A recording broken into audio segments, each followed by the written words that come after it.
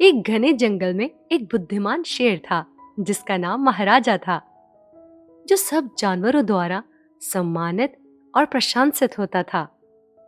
एक दिन जब उसने अपने राज्य में घूमते हुए अकेले एक स्याह लोमड़ी को देखा जिसका नाम ललित था। उसने देखा कि वो खो गया और डर से कांप रहा था। नए आने वाले के बारे में जानने के लिए महाराजा ने शान से लोमड़ी के पास जाकर पूछा, तुम कौन हो और तुम्हें मेरे राज्य में लाया क्या है? डर से कांप रही लोमड़ी, ओ शक्तिशाली शेर, मैं ललित हूँ, एक नम्र लोमड़ी। मैं आपके राज्य में खाना और आश्रय ढूंढने के लिए आया हूँ। मैं किसी भी परेशानी का कारण नहीं बनूंगा। मैं ये वचन करता हूँ। दयालु होने के लिए जाने जाते महाराजा ने फैसला किया कि उसे एक मौका देना चाहिए और उसे जंगल में स्वागत किया। लेकिन उस दूसरे जानवर लोमड़ी के इरादे पर सांध करते थे और महाराजा को उसकी धोखेबाज फितरत के बारे में चेतावनी देते थे।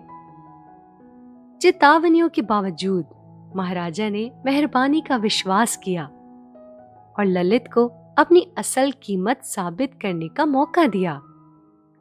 लेकिन जल्द ही ललित ने अपने असली रंग दिखाना शुरू कर दिए। वो दूसरे जानवरों के बारे में बुराइयां फैलाने लगा, जिससे उनके बीच अशांति और तफरीक पैदा हो गई। एक दिन दो ग्रुप्स के जानवरों के बीच एक झगड़ा शुरू हुआ और महाराजा को पता चला कि अब लोमड़ी से सामना करना है। उसने ललित को अपनी गुफा में बुलाया और कहा, मैंने तुम्हें बदलने का एक मौका दिया था, लेकिन तुमने मेरे प्रजा के बीच एकता और विश्वासघात ही फैलाया है। तुम्हें तुरंत जंगल छोड़ना होगा। ललित को बुरा लगा और बदला लेने का इरादा हुआ। जैसे ही वो जंगल से बाहर निकला, उसे कुछ शिकारियों का झुंडगट मिला जो शेर को पकड़ने की योजना बना रहे थे। फौरन मौका पकड़ उसने उनके पास झुककर कहा, ओ मेहरबानी शिकारियों, मैं तुम्हारे लिए एक तोहफा लाया हूँ। शेर की गुफा और उसके आदत के बारे में जानकारी। वो तुम्हारे गांव के लिए खतरा है और तुम उसे पकड़ने में समझदार हो। शिकारी शक्तिशाली शेर को पकड़ने की ख्वाहिश में ललित के शब्दों को ध्यान से सुनते गए। उसकी कपट भरी बातों से उन्होंने महाराजा की गुफा के आसपास फंदे रख दिए। अनजाने में वो खतरे से अनजान महाराजा अपने राज्य को बचाने और देखभाल करने में जारी रहा। लेकिन तकदीर में कुछ और था। एक खास रात में जब वो अपनी गुफा की तरफ लौट रहा था, फंदे साकरी हो गए और शिकारियों ने उस पर हमला कर दिया। शक्तिशाली शेर को पकड़ लिया। खबर जंगल में तेजी से फैली और जानवर महाराजा की पकड़ होने से बहुत दुखी थे। उन लोगों ने जिन्होंने पहले उसके फैसले पर सांध किया था, उन्हें अब पछतावा हो रहा था। एक साथ होने वाले जानवरों ने एक गुप्त सभा रखी जहां उन्होंने अपनी भूल को महसूस किया। लोमड़ी की झूठी बातों पर विश्वास करने में उन्होंने एक योजना बनाई, महाराजा को बचाने और ललित को उसकी धोखेबाजी के लिए सजा देने के लिए। अपनी अपनी ताकत का इस्तेमाल करते हुए जानवर साथ मिलकर अच्छी तरह से काम करने लगे। चिड़ियों का गिरोह शेर के ऊपर उड़ा और शिकारियों की घूमने की खबर देता रहा। तंदुरुस्त बंदर शिकारियों का ध्यान हटाने में मदद कर रहे थे।